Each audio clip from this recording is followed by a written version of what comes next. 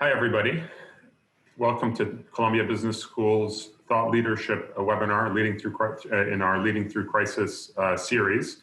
I'm Pierre Jared. I'm a professor and vice dean for executive education at Columbia Business School and also co-director of the Richmond Center for Business Law and Public Policy, which is a co-sponsor of today's event.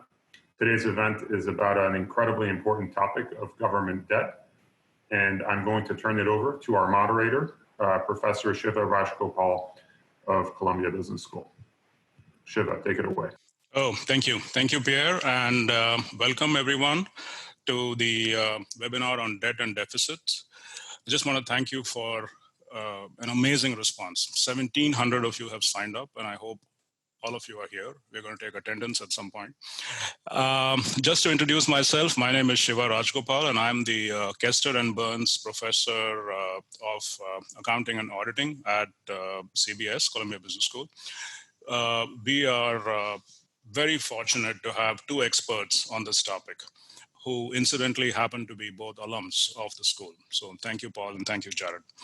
For formal introductions, Jared Bernstein is a senior fellow at the Center for Budget and Policy Priorities and was the chief economist advising Vice President Joe Biden in the Obama administration. Paul Kazarian is a founder of Japonica Partners, a private equity hedge fund that specializes in sovereign bonds. At one time during the Greek financial crisis, Paul was the largest private lender to the Greek government on account of his long position in Greek sovereign bonds. So the topic of the day is one of broken models, and each of us, Paul, Jared, and I, have written about this topic from a different perspective, a different lens, all related to both debt and deficits. So I've spent my entire career looking at private sector financial reporting, incentives, governance structures, and so on. But when I started looking at government balance sheets, I was just blown away. You know, just to give you a few statistics that got me deeply interested in this topic, in the G7, which is the creme de la creme of the world, only 3 countries actually report a balance sheet. On top of that, you know, there's a lot of excitement in the press about the 25 trillion odd treasury bill debt number that the US government owes.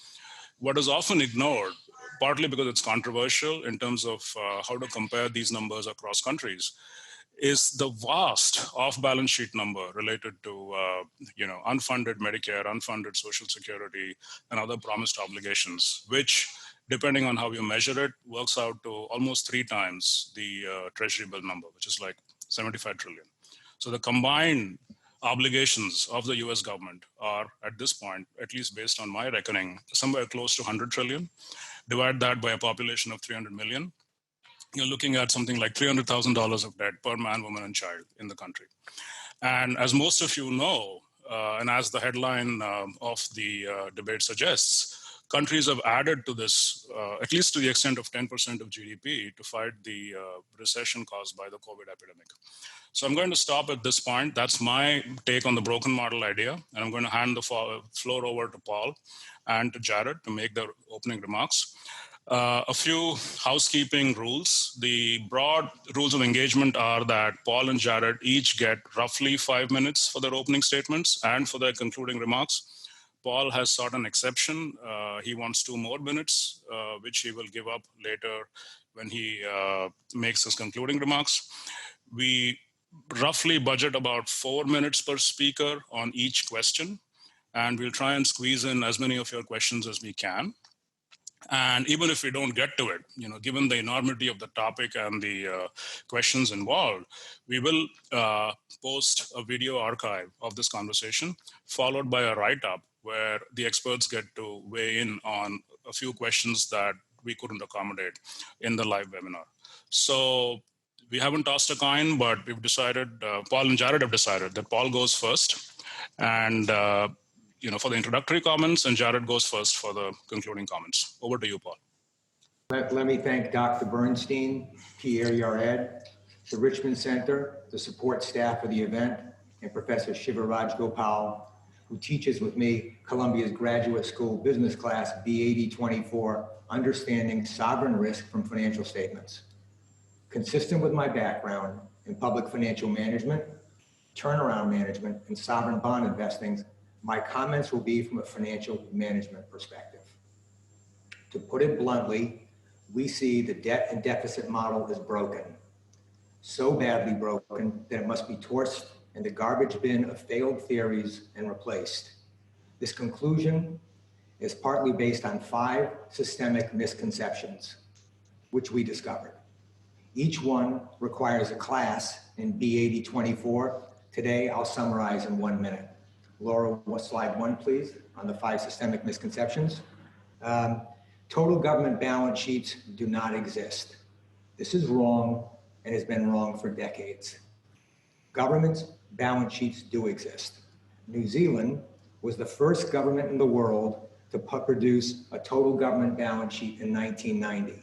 Since then, 14 and only 14 sovereign governments worldwide have total government balance sheets. The quality varies, and a significant investment of time is required to correct fiscal illusions. One example is the UK government accounts, which is slide 2, Laura.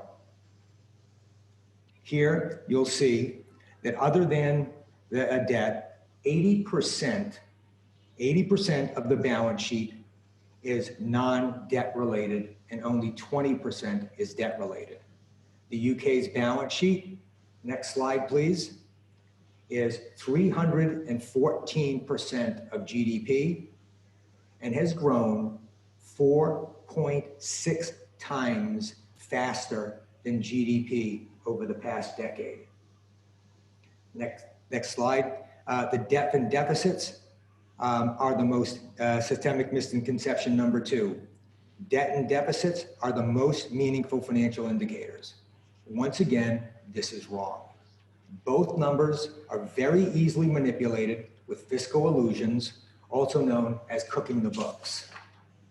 We saw this firsthand with the Greek debt number, which was eventually deemed without meeting by key members of the Troika after 5 years of our team working to educate them.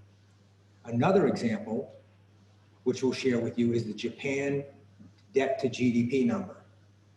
Jared, I wish you'd take a look at this one in particular. The number often quoted is 237%, which is repeated as if it's a principle of physics. The financial reality is that from an internationally comparable financial perspective, the percentage is nowhere near that.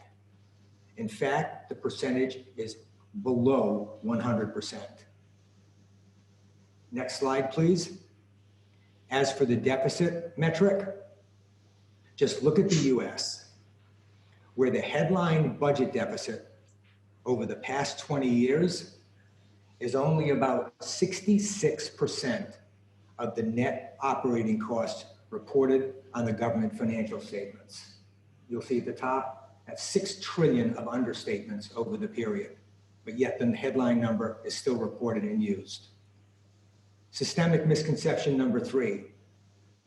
There are no metrics more insightful than debt and deficit as a percentage of GDP. This is wrong again. There are 3 much more insightful indicators of government financial performance. Next slide, please. The first indicator, which we use and have used for over 30 years, is called Citizens' Wealth, or CW1. The second is total government net worth. And the third is total government net worth as a percentage of GDP. CW1 is a combination of GDP plus total government net worth or less total government net debts. There's a glossary on the Kazarian Foundation website with additional details. As I mentioned, we've used these indicators and the derivatives over the past 30 years to successfully see the financial performance of governments and businesses that others, quite honestly, just don't see. Systemic misconception number 4, a better government performance model does not exist than the broken debt and deficit model. Once again, this is wrong. Next slide, please. The New Zealand model for public financial management is vastly superior to the broken debt and deficit model. In sum, The model is a full system of laws, rules, and processes used to mobilize revenue, allocate public funds, manage outcomes and outputs, and audit results. You can find more on the website for New Zealand's 30th anniversary of Public Financial Management Act. There's a link also on the Foundation's website, or you can Google it. We summarize the advantages with the term benefits, which is on the next slide, please. New Zealand, and you'll see each series of benefits, from better information, economic efficiencies, net debt reductions, education, financial competitiveness, investor confidence, tax relief, and sustainable growth. New Zealand's superior government financial performance metrics can be seen when we compare to AAA rated governments. Next slide, please. And you can see here the comparison of New Zealand's citizens' wealth versus its composite of AAA governments. Consistently perform at the number 1 position or number 2. That's systemic misconception number 4. The next slide, please, is the final systemic misconception number 5. And Jared, this relates to the United States. The US government is considered a global benchmark in financial performance by many. Unfortunately and disappointingly, this is very wrong and probably could not be much further from the truth. The comparison to New Zealand shows a vastly inferior performance of the US federal government. Over the past 20 years, which is the only period for which the information is available, US citizens' wealth declined by 25,000 per person, while New Zealand increased by 44,000 per person. Total government net worth, which is again the total government balance sheet, total government assets, less total government debts, in the US declined by 54,000 per person on the government's reported financial statements, which many of you probably have not read, but are here. And at the same time, New Zealand's increased by 18,000 per person. And on total government net debt as a percentage of GDP, the US declined 53 percentage points, while New Zealand increased by 37 percentage points. It's a very brief summary of the mission-critical systemic misconceptions that need to be corrected immediately, as the debt and deficit model is badly broken, massively value destructive, and should be tossed in the garbage bin of failed theories and replaced. Thank you. Thank you, Paul. Jared? So thank you very much to Pierre, Shiva, Paul, for inviting me to share the stage, as it were.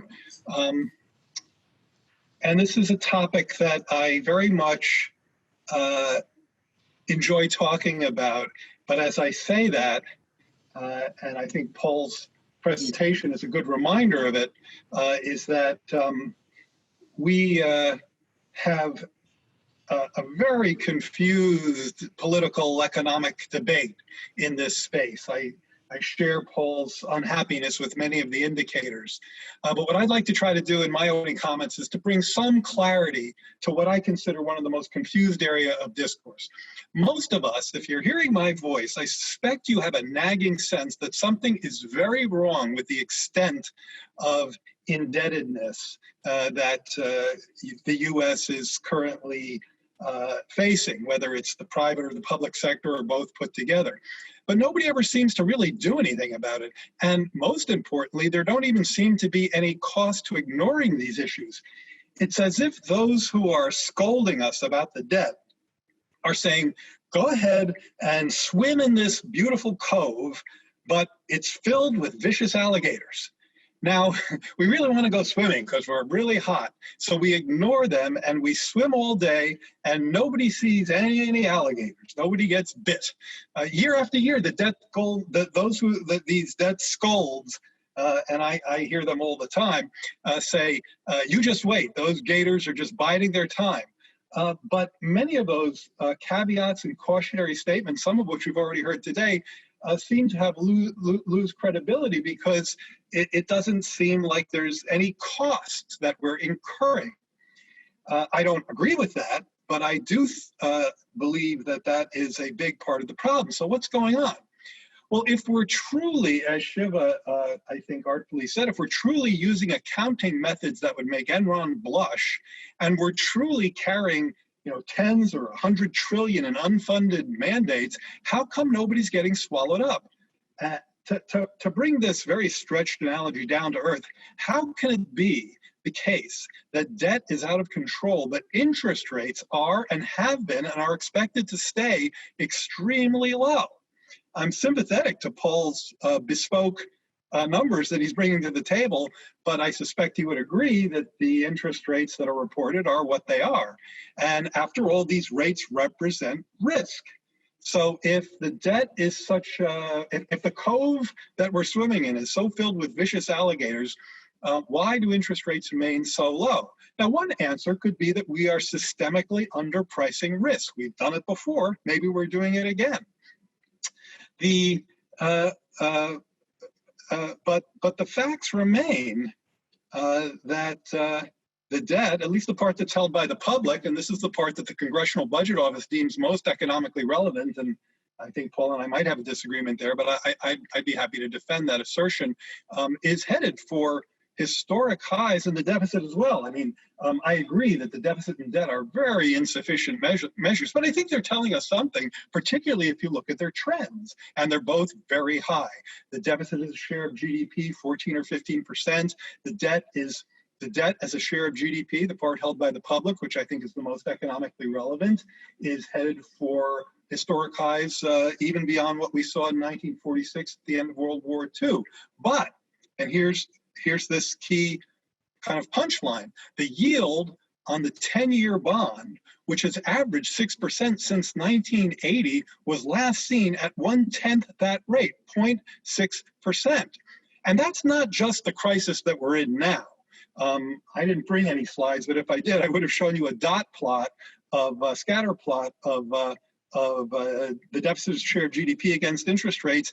And while it used to line up very negatively in the expected pattern, at this point it is just a random plot.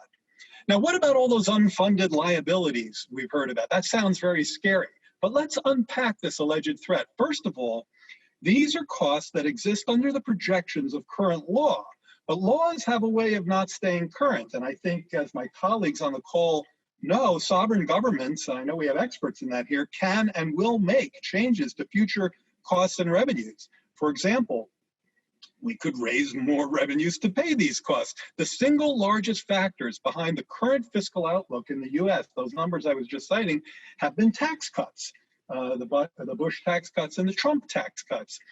Spending, which has also increased as a share of GDP, has largely been offset.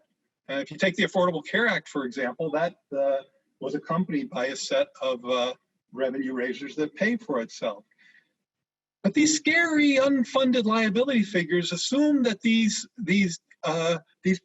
imbalances stay in place forever, that we're not bound, but we're not bound by them at all. We could change our future cost and revenue trajectory. So I wouldn't build in, as I believe these liability assumptions do, the fact that we will continue to collect historically low levels of revenue as a share of our GDP, or for that matter, that we will continue with a broken healthcare system, speaking of broken models, whose cost growth exceeds GDP growth forever.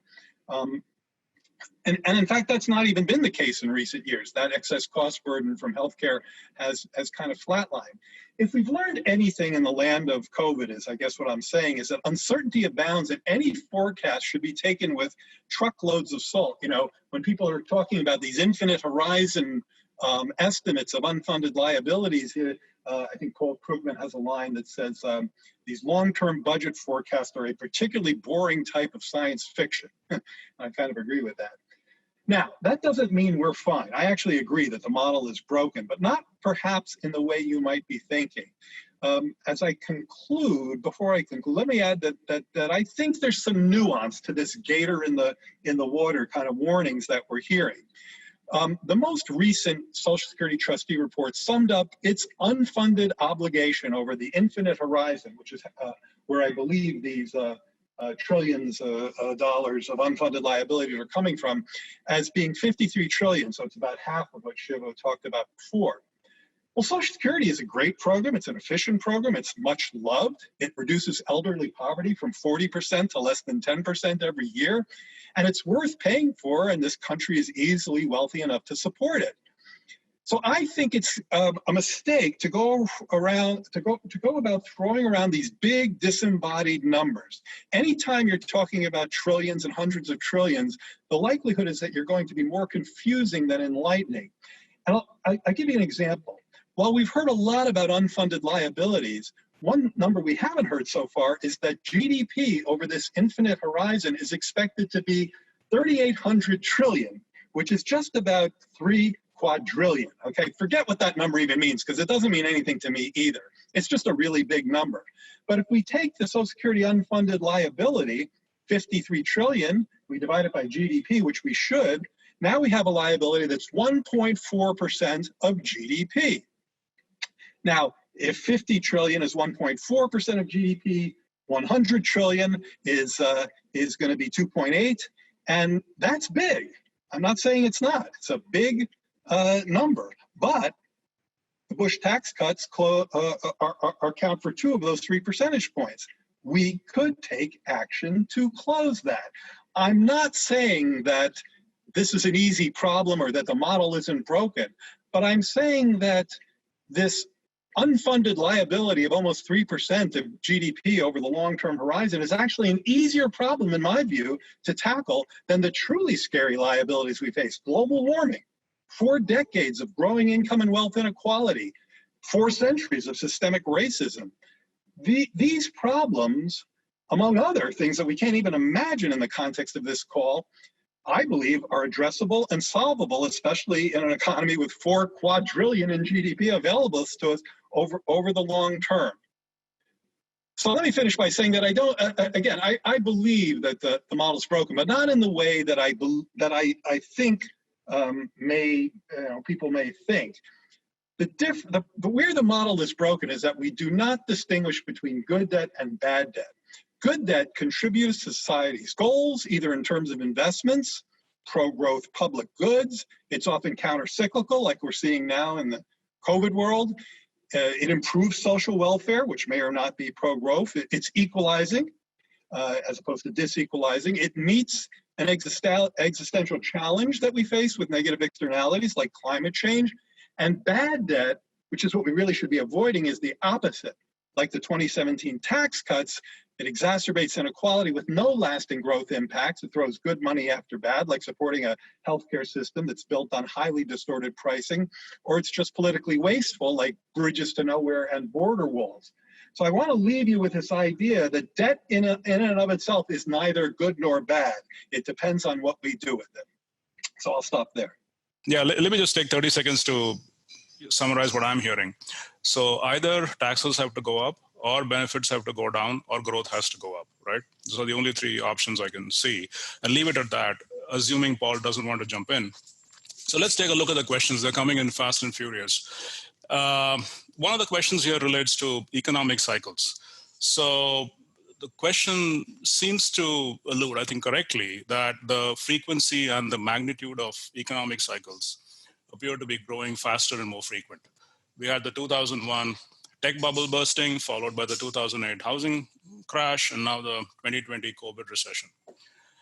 How do the 2 of you see this impacting both debt and deficits, as well as impact on both the economic and the social situation here?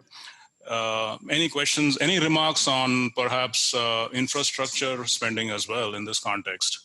One of the questioners is asking. So the question here is, I think something that Jared's written about before, bubble, burst, repeat. It's almost a cycle now. So thoughts on that? Maybe Jared first, followed by Paul. Oh, okay. Yeah, I've written about the shampoo economy, bubble bust repeat.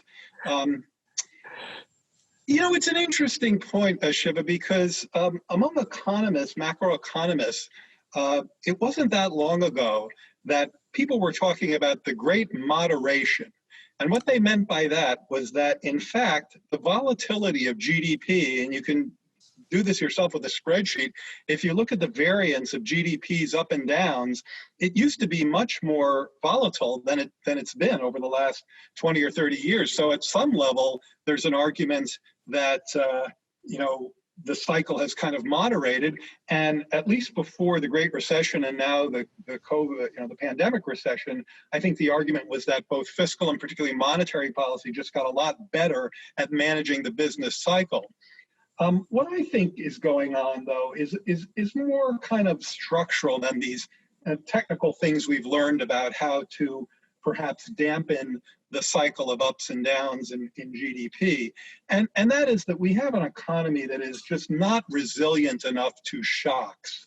Whether that shock is a bubble in the housing market or a global pandemic or 100-year storms that come every 5 years, or the inequality or climate issues that I referenced earlier, I feel like our economy and that of many other advanced economies and emerging as well, are just not resilient enough to shocks. And in order for that to change, it will take considerable investments in areas that I think are largely ignored in the public goods space. Healthcare is one of them, infrastructure is another one. And that will call for a much better fiscal management. And as you correctly pointed out, I think inherent in my agenda is that if we really care about doing something about inequality, climate change, racial injustice, the lack, the deterioration of our public goods, we're going to need an amply funded government sector to do so. Paul? Yeah, Jared's written very well about this book, not to plug his book, but the Reconnection Agenda. And it addresses serious problems, focused primarily on the United States. Our focus is, throughout the world. And the one analogy I would make, maybe it's not a perfect analogy, but you're looking at a plane that's diving in many of these economies and ready to crash. And the metric you're using to assess what's happening to you is the temperature on the moon. That's debt and that's deficit. Both of the numbers, Jared, and I know it's a very difficult topic to discuss, in a short conversation, but I hope it's the beginning of a relationship where we can spend more time on this. It is destructive, it's misleading, it doesn't help you understand what you're managing. And when you look at these cycles, which Jared refers to, I think very affably, as the shampoo cycle, which we refer to as like the binge bust cycle of financial recklessness and financial illiteracy, it's part of human nature. And trying to understand and minimize these shocks after shocks that are getting greater and greater, and especially in Europe, where the magnitude of some of the countries and the government is approaching 70% when properly accounted for.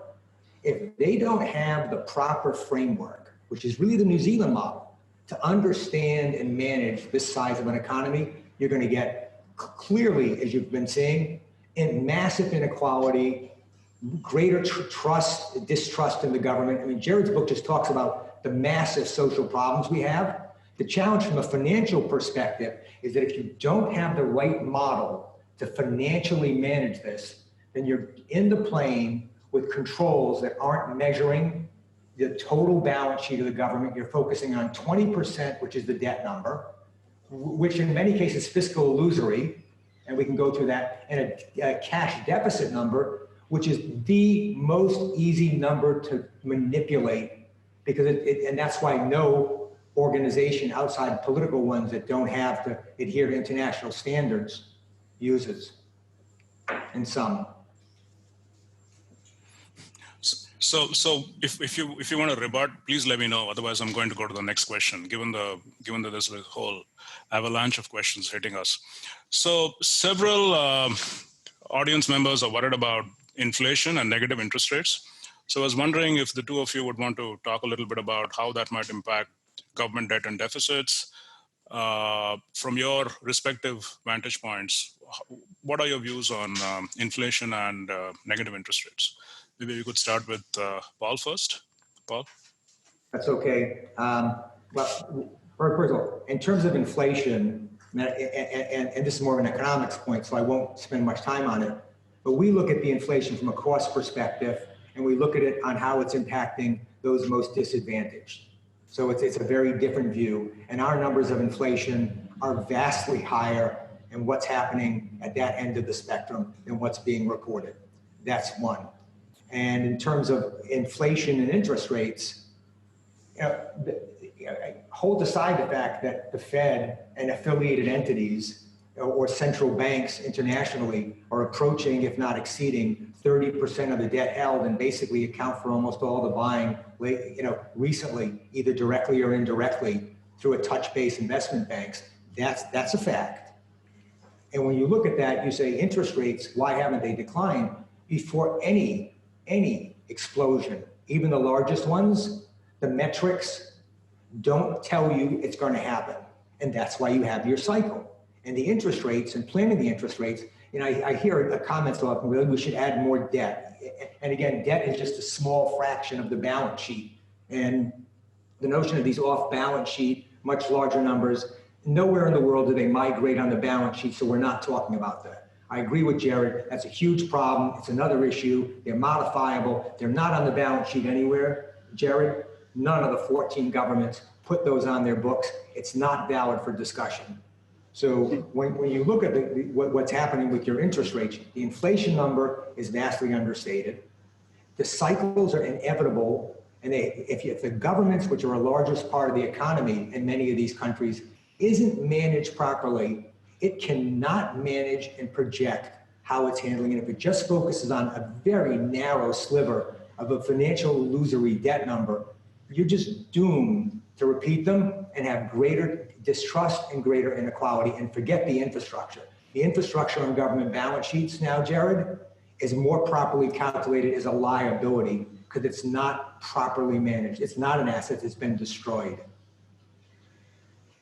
So, I think one of the problems we have in a discussion like this is that, Paul, who's done, very deep research in this area, is bringing, a set of bespoke numbers to the table, which, by the way, does not mean they're wrong by a long shot, but I suspect it would take someone, a fair amount of work to figure out precisely how you're measuring inflation and your net worth numbers that you cited. Again, it's a little bit, I think it's a little tricky to debate a set of, to debate reality when, you're using, metrics that you've come up with yourself versus the ones that are blessed by governments. Now, again, it's very important to recognize that you may well be right.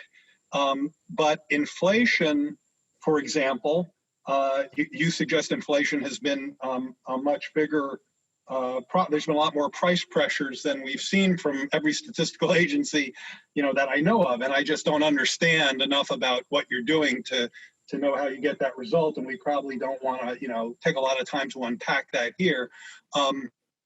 I think that the reality, as I understand it, is that inflation has been, really quite low for a long time. The Federal Reserve has certainly missed their 2% inflation target from the downside for about a decade running now. And there are good reasons for that.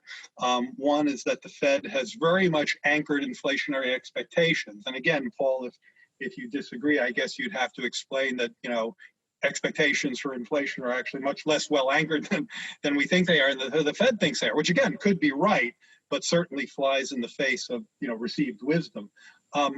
There is a belief that demand has generally been quite weak in particularly advanced economies, Europe and the U.S., and this comes under the rubric of secular stagnation, meaning fairly stagnant growth rates outside of recession. So in a secular, not a cyclical sense. Certainly weak worker bargaining clout has played a role in this. And there are other cats and dogs having to do with the impact of online sales and some technology advances. There's also a very large residual. If you run a regression and try to explain inflation, your R-squareds are quite low these days. There's a lot we can't explain.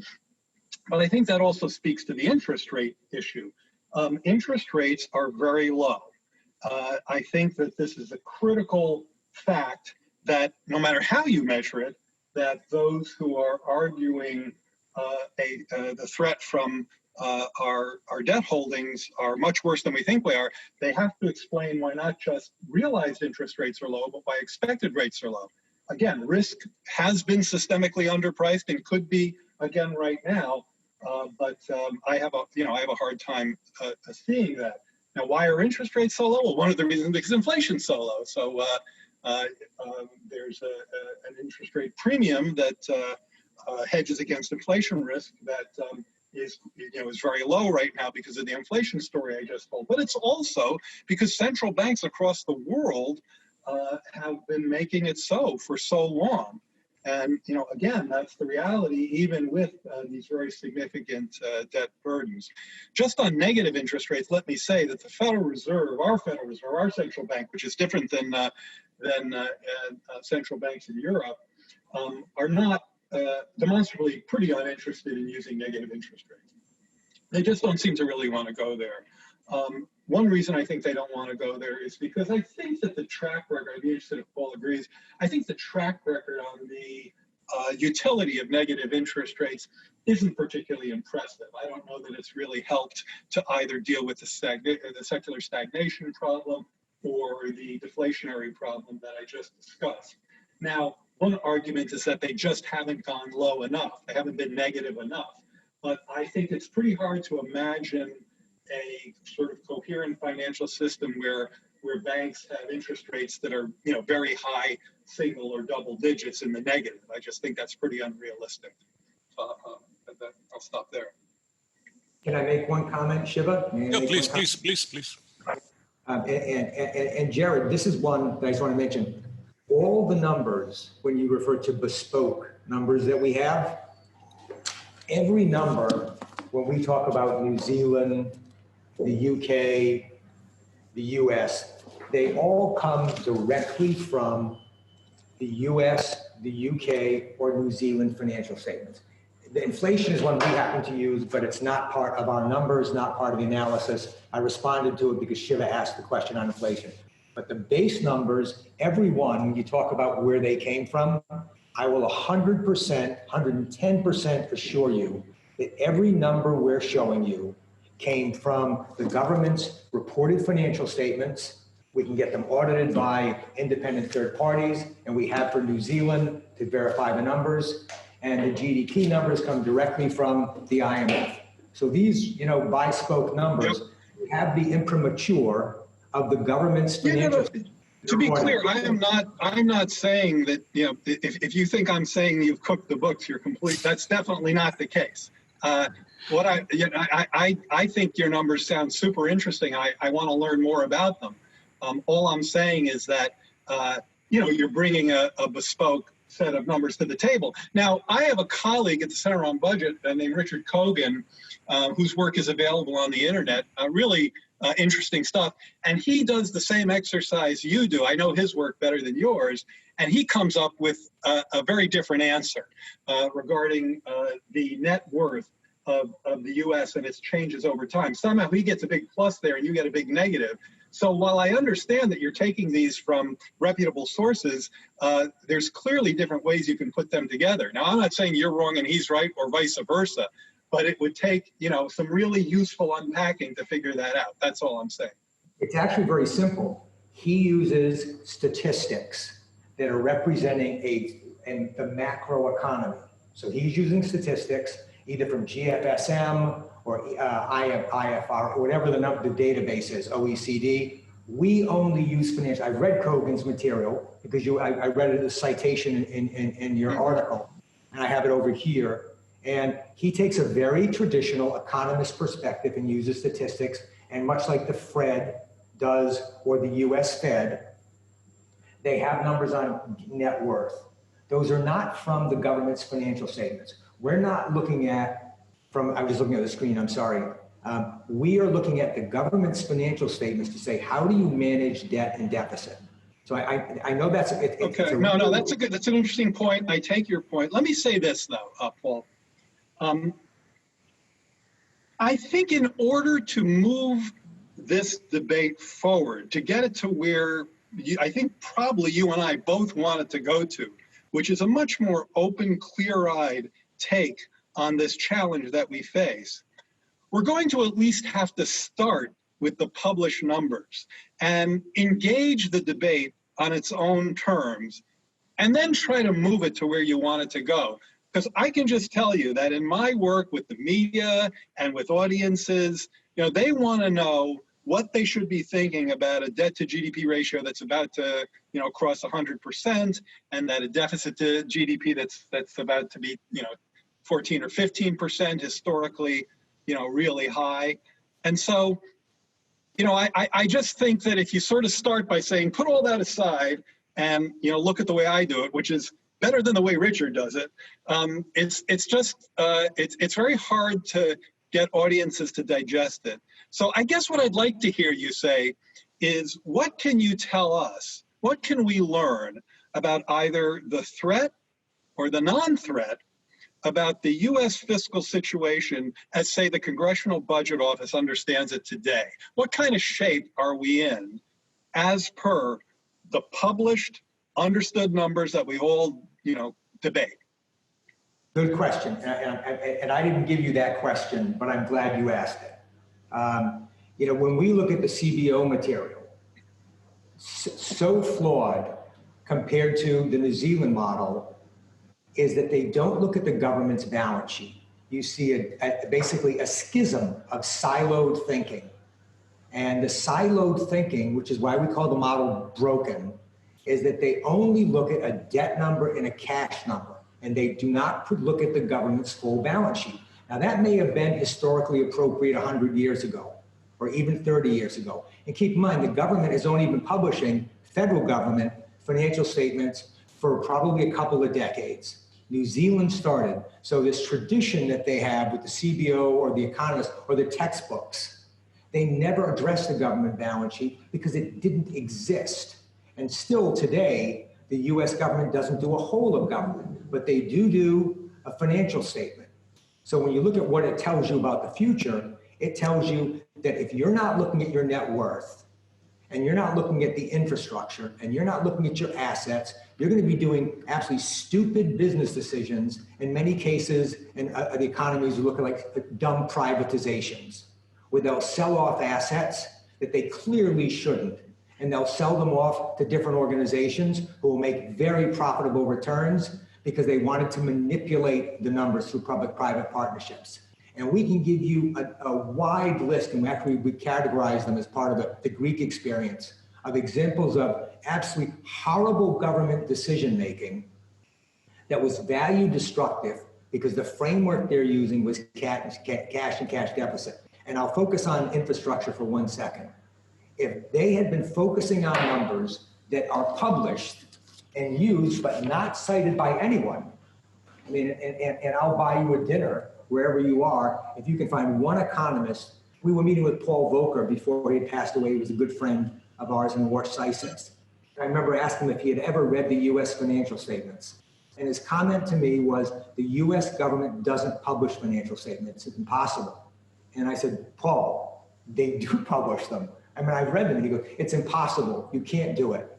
And I ended up sending him the full financial statements. And he became, very, very energized when he realized that the level of detail and the improvement in the management of your assets and liabilities can be very, very different. And that frees up resources. I'm sorry to jump in. We only have so much time, so we have to be careful. Can I? Yeah, go ahead. Sorry. Maybe we should move on. Maybe 30 seconds. Okay, I'll try to be very quick. Okay. Okay, I hear you, and that that's very disconcerting, and you may well be right. Again, I've seen measures that come out differently in terms of net worth, but I'd like to put them side by side.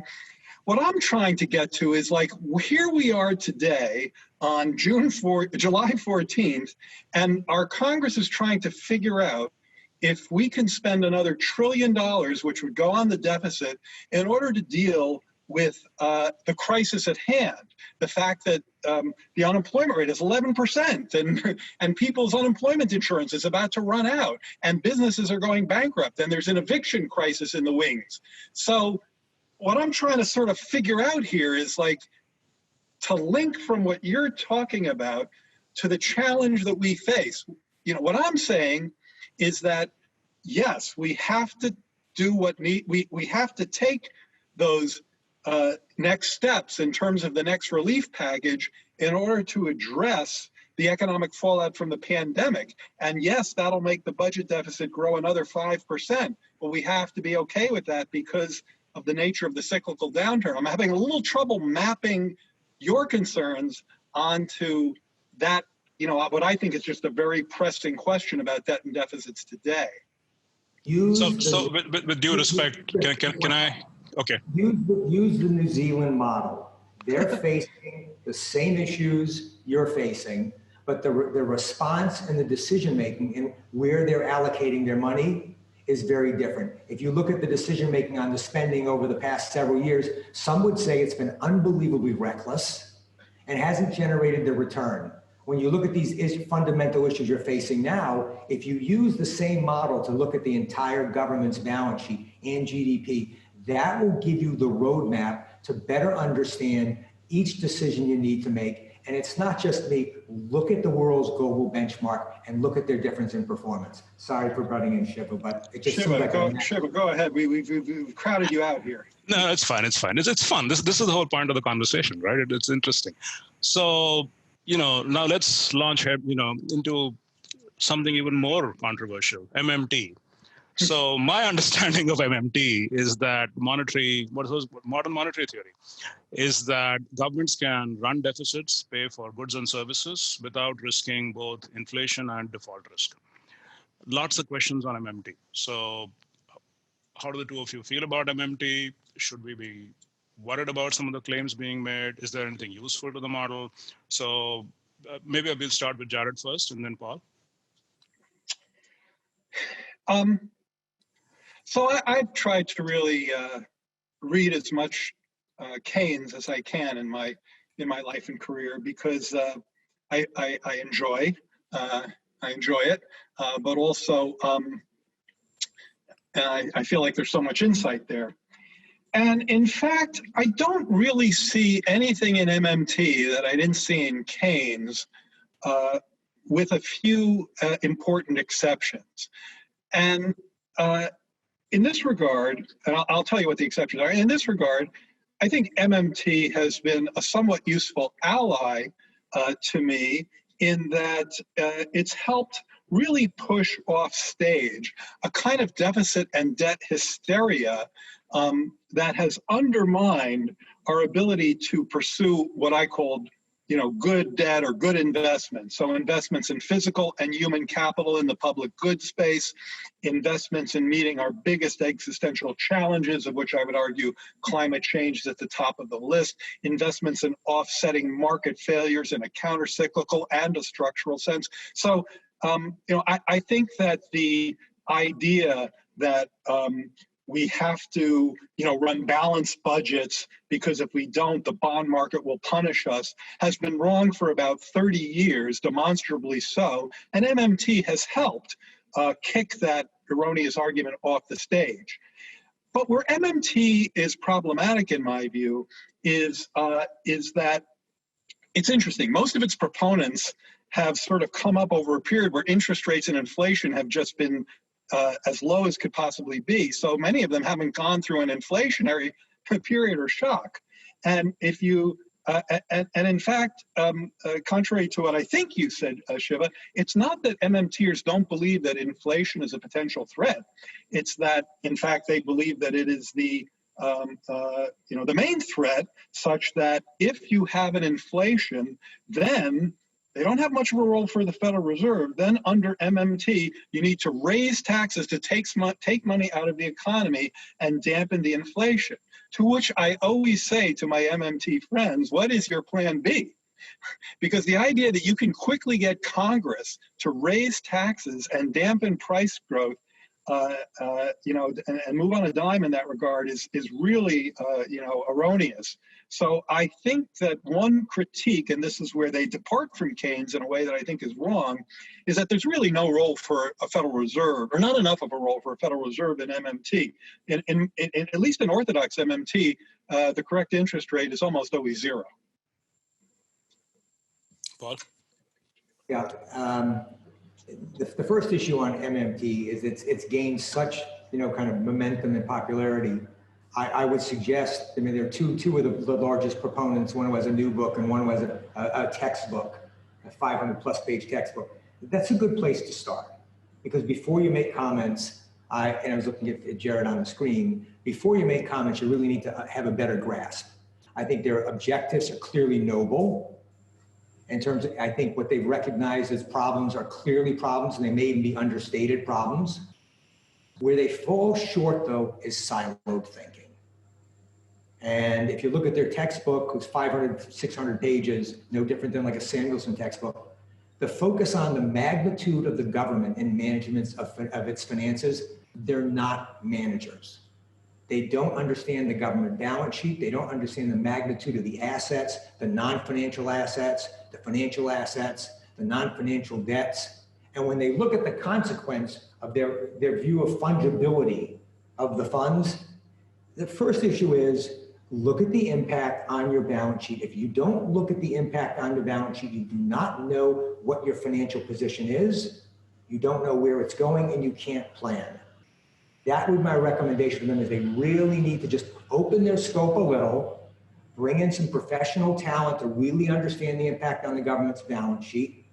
And with that as a tool, they'll gain a greater capability of what they can do from a financial perspective without verging on what some people would call financial recklessness.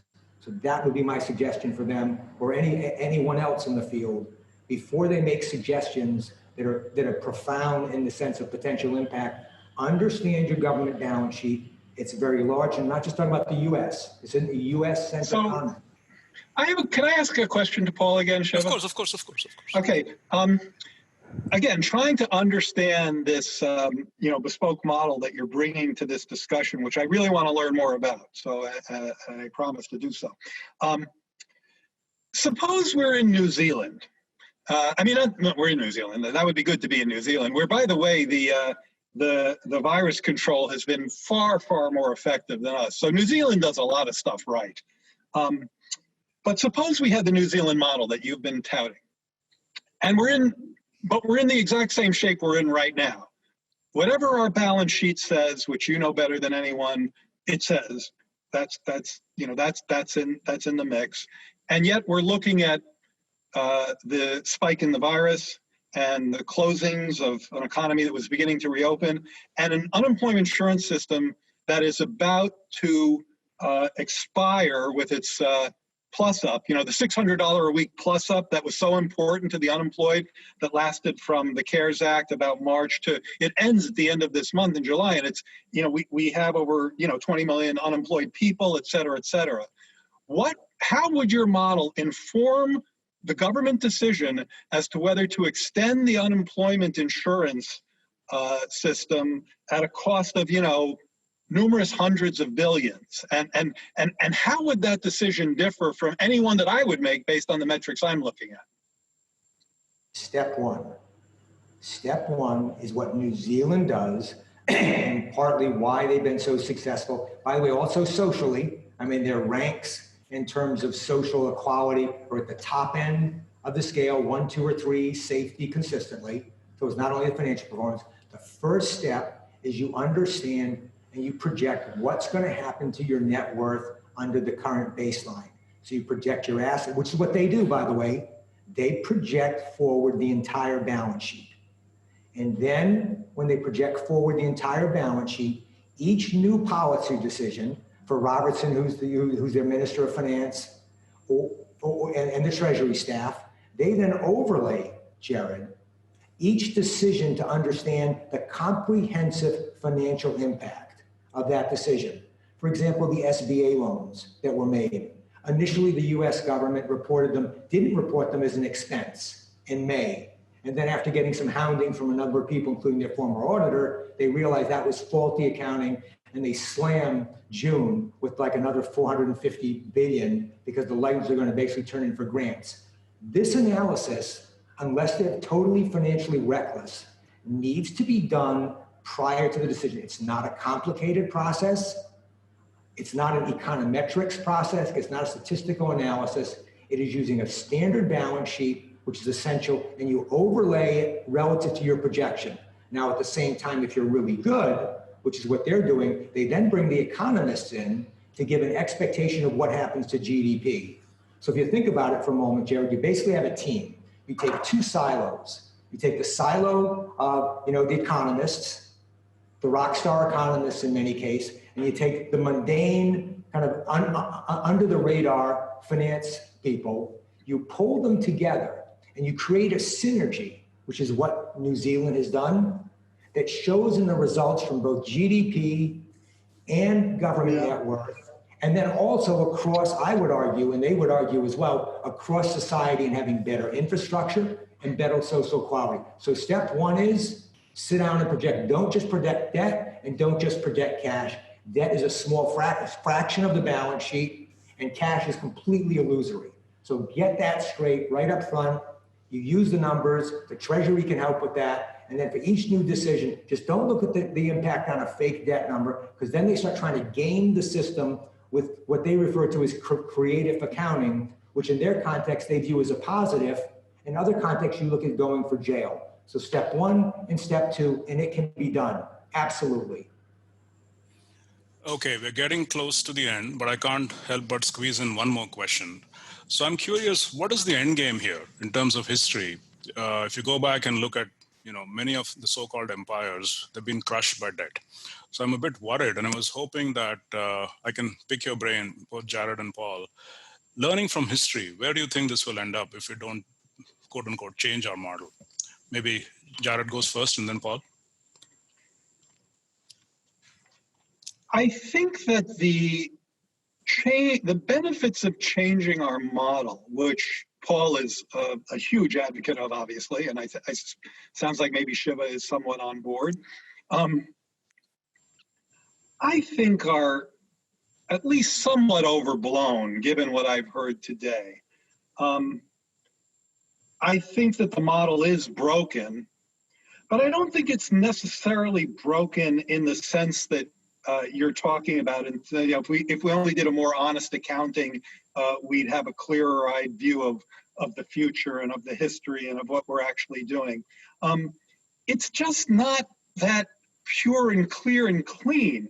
Even what Paul just described involves just a huge spate of dynamic scoring and assuming, trying to figure out if we spend $200 billion on unemployment insurance, what will that do to GDP? Because people will have more money and they'll consume more, or maybe people will work less and that will be a negative.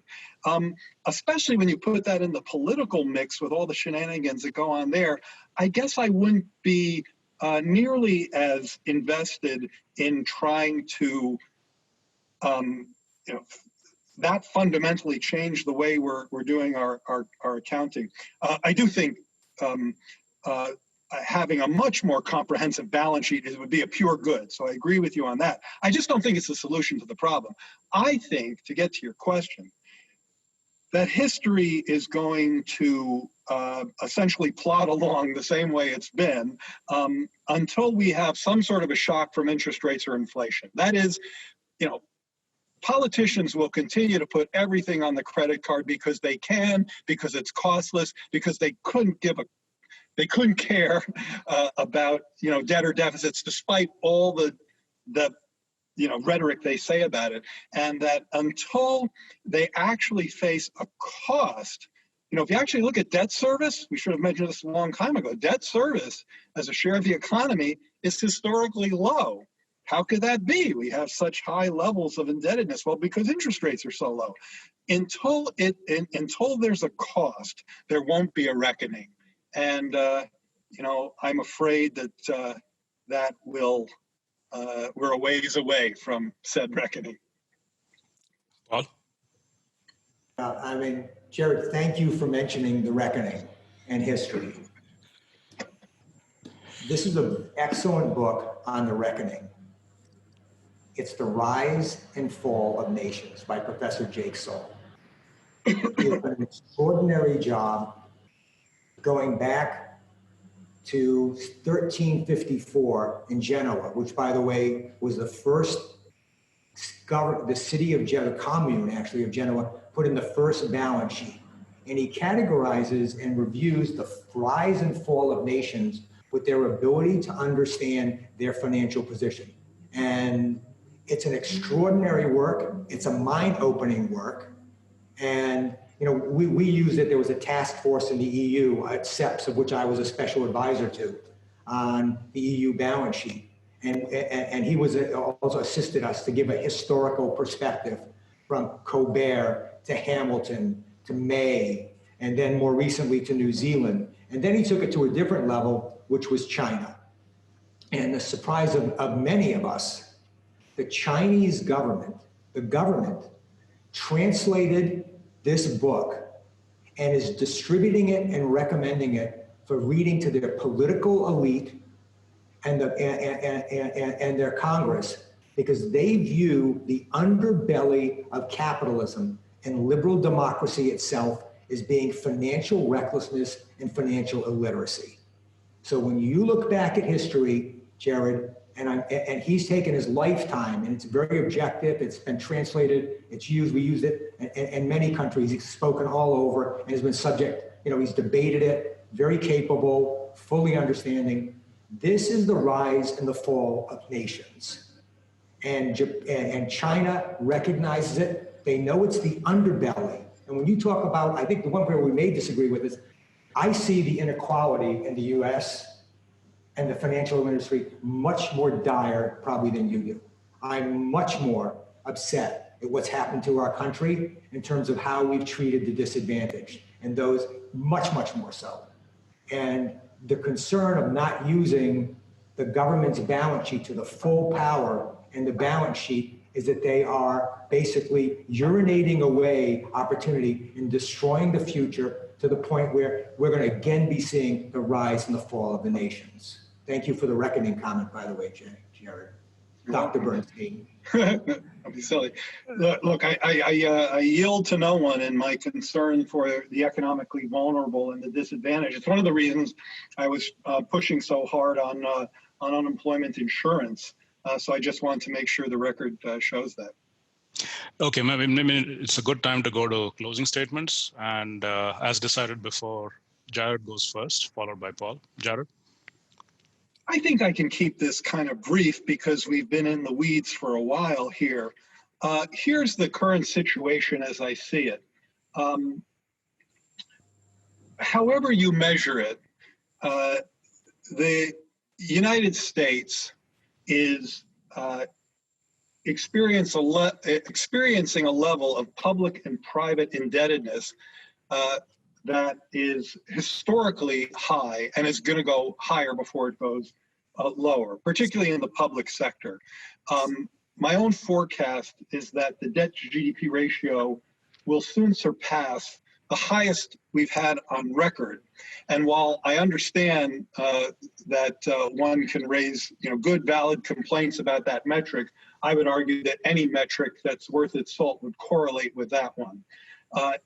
And yet, I am an advocate in the near term of doing precisely that, of making the expenditures in what I call areas of good debt that would both in a cyclical sense help people with the struggles they currently face in the pandemic-induced recession, the threat of eviction, the threat of all the shortcomings, all the vulnerabilities Paul was just talking about, the threat of eviction, the inability to put food on the table, the idea that your income has gone to zero because you lost your job and you don't have paid leave and you're depending on an unemployment insurance system that's creaky at best.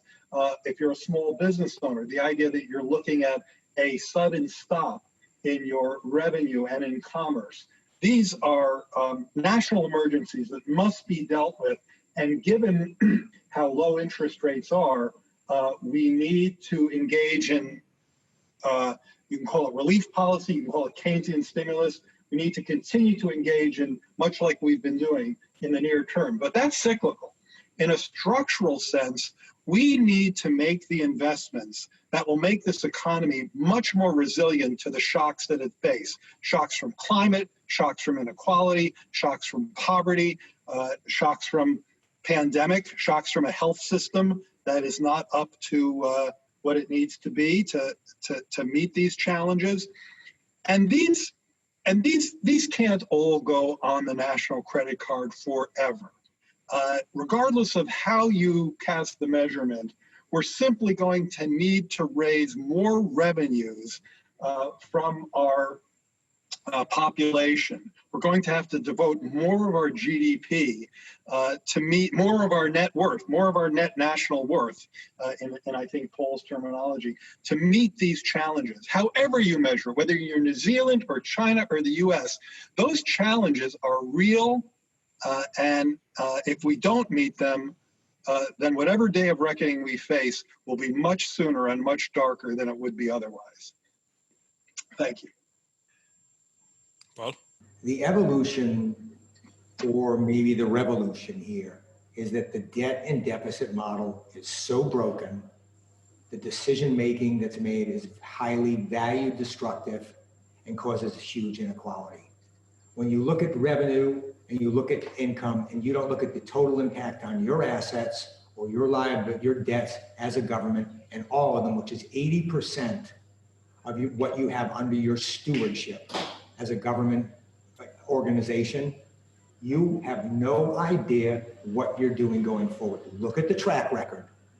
Look at the difference. You have 5 systemic misconceptions that absolutely highlight the flaws, the fatal flaws in the debt and deficit model.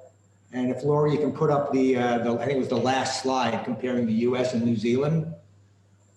And you look again at what's happened over the last 20 years, and you look at the level of financial recklessness that's happened, Jared, you have to break down the silos. And I know that's going to be super hard. It was very difficult in Greece. It took us 5 years, a team of over 100 people, to get economists, accountants, managers to sit down at the same table and collaborate. You know, having the rock stars, whether they're Blanchard, Summer, Krugman, Stiglitz, because you can go down the Rogoff from whatever side you want to look at, having them have the sole exclusive focus on directing the government and directing the economy highlights in a flashing light that there is a silo issue here. And if you look at the track record in comparison of the US to where there's not a silo, and New Zealand, that is, in effect, you made the epiphany that can add and create radically new value for not just the US, but for Europe and, you know, many liberal Western economies whose numbers have been absolutely destroyed without having proper financial management. In fact, they've been financially reckless. So thanks, Jared, and thanks, Shivaram and Pierre and the staff. I appreciate it very much. Oh, thank you. Thank you. I think we've taken one small step towards breaking the silo, an investor, an accountant, and an economist on the panel. And I'm guessing hundreds of people who tuned in, and thank you so much for your support and time. Just a quick reminder, the last slide that Paul had in his deck has references to all the materials, right, Paul? Because there have been a bunch of requests about your source material and so on. So we can publish that for sure. We'll have a video archive of this conversation, and we hope to put out maybe a written version where I'm hoping Jared and Paul can spend a little more time perhaps on questions that we could not get to today, and there are many interesting ones. So thank you again. It's been wonderful. Thanks for your time and expertise. I learned a lot, and just like any other conversation, it's opened up more questions and answers. So maybe we will have a follow-up one, maybe sometime, maybe in 1 year or so. Anyway, thank you so much. Bye-bye. Thank you. Thank Thanks you. again.